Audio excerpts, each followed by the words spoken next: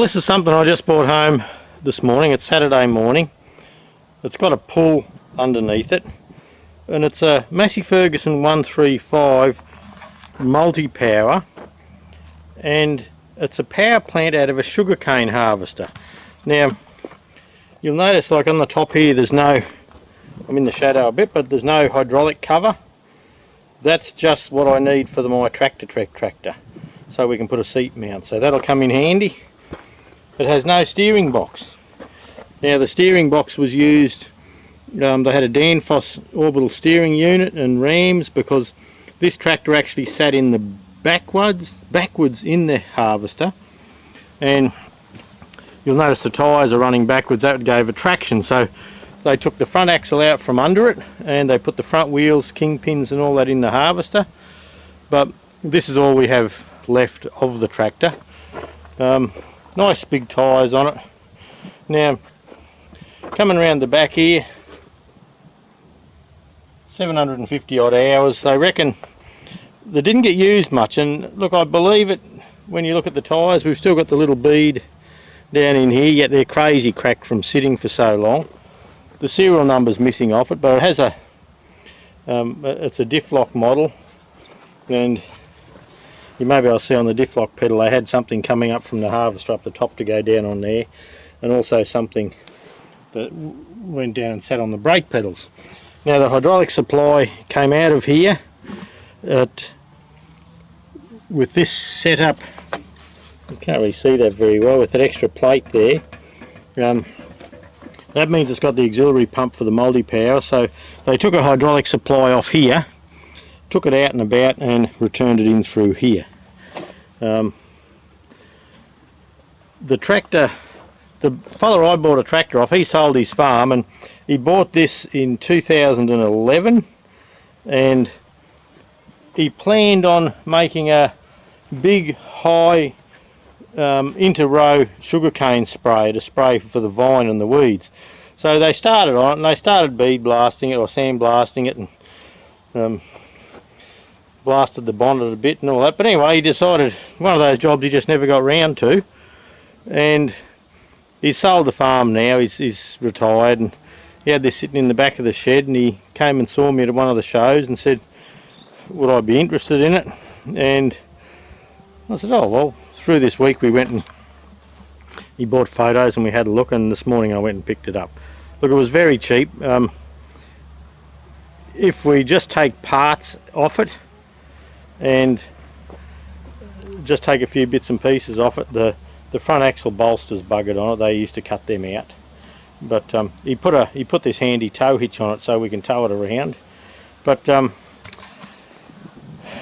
in 2011, when he was tidying it up, before he tidied it up to start painting it, which, you know, by sandblasting it, he took it into the local Massey Ferguson dealer in town, and I have the receipt there, and he wanted the multi-power disabled inside there, and I've got the docket for $815 for disabling the multi-power. So they've done that. It also had a double crank pulley there, which they didn't have normally, and a power steering pump went on there, and a Danfoss steering unit went up on the harvester. So for what I do, I've got two 135 projects on the go. This is, look, it's just a little gold mine of parts, and I paid enough that I can part it out if I want to. Some of the rods there are good. The handbrake has been cut off it, which is a bit of a nuisance. So yeah, it's a bag of worms. But like I say, at the price, I was more than pleased. I haven't heard the engine run, but he said he's had it running, no worries. So first up, I'm going to pop the bonnet off, and I'm going to try and get that engine running. I'm going to check all the fluids and probably put new oil in and a new filter, and I'm going to check everything out and see if I can get it running while the engine's there. And later on, if I pinch the engine to put in a 35 or something like that, look, who knows what's going to happen with it. Just the wheels and tyres alone are worth more than what I paid. So yeah, look, it's a great little thing. The top of the bonnet's in good order. The side round the other side's very crook, but the top of the bonnet's in good order. So with the bonnets that I have tucked away over there. There's a couple of them there. Yeah, I may be able to get a good bonnet, you know, mix and match, because they're pretty crooked too. So there you go. That's my Saturday morning effort. I am a bit keen to pop all these plates off and have a look inside, so that may happen. But look, I'll let you know what I'm doing. I'll drag the camera along and I might even find a shady spot for it. Oh well, I've had a bit of a fiddle. I've got this top cover off. That's the top cover there that we're going to use on the multi-power on the tractor. Now, when we look in here, a couple of things to look at. One of them is this ground speed PTO gear has a couple of teeth missing off it. Why, I don't know. And when we look down here, on this plate there should be a multi-power pump bolted there. So when they've disconnected the multi-power, which I knew about, but they've actually taken the multi-power pump out, which I was hoping they didn't do. And then it goes through, then there's a little pipe goes up into there. You can just see the nipple there, and they've taken that off. But when I disconnect them, I actually leave the pump and the pipe there, and that lubricates the front bearing. You can see, I think you can see, yeah, see the blue silicone in there, so they've glued it all together. That's not a good sign, but anyway, some people just do that. Not my cup of tea. But apart from that, I've had the engine running. Beautiful oil pressure, like the engine's in really good condition. There was absolutely no blow-by. You just touch the starter and it goes. And yeah, look, I'm really pleased with the engine. Yeah, I've run it for quite a while now, and there's no blow-by at all. Yeah, it's the fella told me he thought it had done around 700 hours. Well, the hour meter's working, and it's got 753 now. You know, the tractor's too old probably to have just done so few hours, but it is the proper Smith's gauge and that. But so what happened is you can see they got the gearbox done, then they got it all sandblasted. So I think the decision's been made with the tractor though, that I think we're just going to use it as a parts tractor. I've got a heap of 35s there, 4-cylinder 35s, and I may just do a repower on one of those. One of the deluxe tractors. I've got a plane flying over. But one of the deluxe tractors we might make into a 3-cylinder, and we might even put a 35X like the diff lock back end on. But so at this stage we have a bonnet that we can use for the trekking tractor because its bonnet was really bad. We have a spare engine if we need one. The multi-power box on this, I'm going to pull the gearbox out and sit it up on a bench and have a look at what's required to get that going again. I haven't got the multi-power box out of the trekking tractor yet, so I may be able to take parts from one to the other. And the back end there, actually the 6-speed tractor, when I run this, this hydraulic pump down in there seems to work fine. So for the 135 6-speed, I'm trying not to wobble you around so much. For the 135 6-speed, I have a brand new hydraulic pump sitting in a box, but I was talking to Judy, and look, this one seems to work well. So look, if it's a parts tractor, I might just take this pump out and put in. It looks like it's a low hours tractor, and yeah, I'll be able to keep the brand spanking new pump for another day for another project. So there you go. That's a bit of an update on the well, it's going to be a 135 parts tractor. Well, there you go. I got him all in, and I got the ute back in behind it. The 6-speed back end's here.